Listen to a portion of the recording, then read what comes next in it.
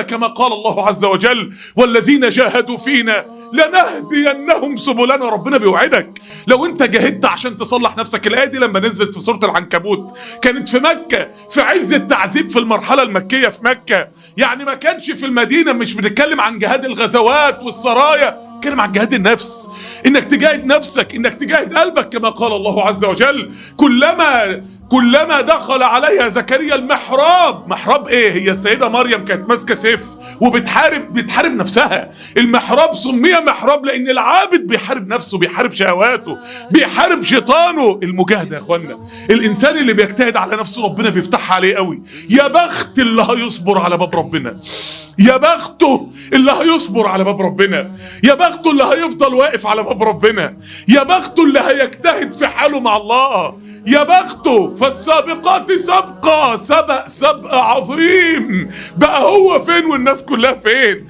ربنا فتح عليه بقى، فتح عليه في العبادة، وفتح عليه في الدعوة، وفتح عليه في الإيمان، وفتح عليه في صلة الرحم. لما ربنا ييسر لك الدين بقى، لما ربنا يجعل الدين قدامك يسير بقى، ونيسرك لليسرى. خلاص هو الدين يسرى، بس المشكلة فيك انت، العراقيل جواك مش في الدين. الدين مش صعب، المشكلة فيك. اوعى تيأس من نفسك، اوعى تيأس من عيوبك، اوعى تيأس انك كل شوية تقوم وتقع، اوعى تيأس من الشهوات اللي جواك، اوعى تيأس من معصية كل شوية تقع فيها، ولما تقوم منها وتحسب انك خلصت منها تلاقي نفسك وقعت فيها تاني. اوعى تيأس من نفسك، اوعى تحبط، اوعى يجيلك احباط. انا مش نافع، انا مش هعرف ابقى متدين بحقه حقيقي، انا مش هعرف ارضي ربنا بحقه حقيقي، انا همتي ضعيفة، انا عزيمتي وحشة، انا وحش مع ربنا. انا لما بقع في زنقة بقف واقول يا رب يا رب يا رب، ولما الزنقة بتروح بتصدم في نفسي. اصلا ايه ده؟ ايه ده؟ انا ممكن اصحى في جوف الليل وما اصليش اصلا قيام ليل ولا ركعتين. انا اوعى تحبط من نفسك، اوعى تيأس من نفسك، كمل وواصل، وربنا هيهديك، وربنا هيفتح عليك، وربنا مش هيسيبك. يا بخته اللي هيصبر على باب ربنا، يا بخته اللي هيجاهد مع ربنا، يا بخته اللي هيتعب عشان يصلح نفسه لحد ما ربنا يمن عليه ويهدي له قلبه كما قال الله عز وجل ومن يؤمن بالله يهدي قلبه. احنا قلوبنا قاسية يا جماعة، قلوبنا قاسية. اول مجاهدة لازم تجاهدها، المجاهدة عشان قلبك القاسي ده يلين، عشان قلبك اللي عامل زي الحجرة ده يلين، عشان قلبك اللي عامل زي الحجرة ده يلين، عشان قلبك ده لما يسمع الذكر كما قال الله عز وجل فويل للقاسية قلوبهم. سمعتها دي قبل كده؟ وقفت قدامها دي قبل كده؟ فويل للقاسية قلوبهم. يا ويلك يا اللي قلبك قاسي، يا ويلك يا اللي لما بتسمع عن ربنا ما بتتحركش قلبك، يا ويلك يا اللي ما بتبص للسماء الوقت وتشوف السحاب الركامي ينزل من السماء من جبال فيها السحاب اللي عامل زي الجبال ده قلبك ما بيتحركش لجلال ربنا. يا ويلك يا ويلك يا اللي الليل والنهار وتعاقبهم ما بيخلوكش تسبح بجلال الله. فويل للقاسية قلوبهم. يا ويلك يا اللي لما بتسمع القرآن كأنك ما سمعتوش، كأن لم يسمعها.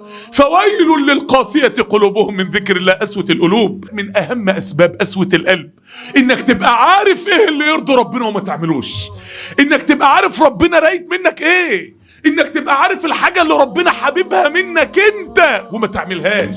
مصيبة فقاست قلوبهم إنك تبقى عارف إن عندك حاجات غلط ولازم تصلحها وعادي خلاص، ما عدتش موجوع عشان ذنوبك، ما عدتش موجوع عشان تقصيرك، ما عدتش زعلان لما بيقع منك حاجة من دينك، ما عدتش فطال عليهم الأمد فقست قلوبهم. لازم ناخد بالنا، لازم ناخد بالنا كما قال الله عز وجل فلما زاغوا أزاغ الله قلوبهم. يزوغ من الدين، مش عاجبه حاجة، مش عاجبه الدعوة، أنا ما أقدرش أشتغل في الدعوة.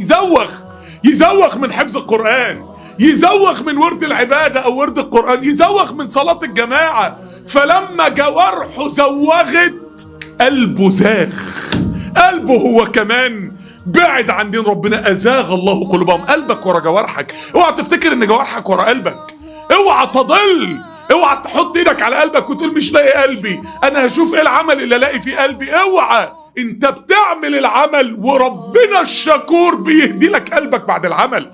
اوعى تفتكر ان العمل بيجي لما القلب يجي، لما الايمان يجي العمل يجي. لا لا لا لا، انت تعمل اللي تظن انه يرضي الله وربنا الشكور يمن عليك ويقوم مالي قلبك ايمان.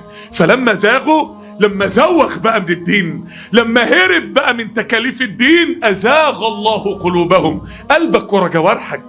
اوعى تفتكر، اوعى تقعد تدور على قلبك الاقيه فين. لا، دور على رضا الله، دور على عملك، دور على ورد القرآن، ورد العبادة، جلسة الضحى، صلاة الجماعة. لاقي قلبك او مش لاقي قلبك.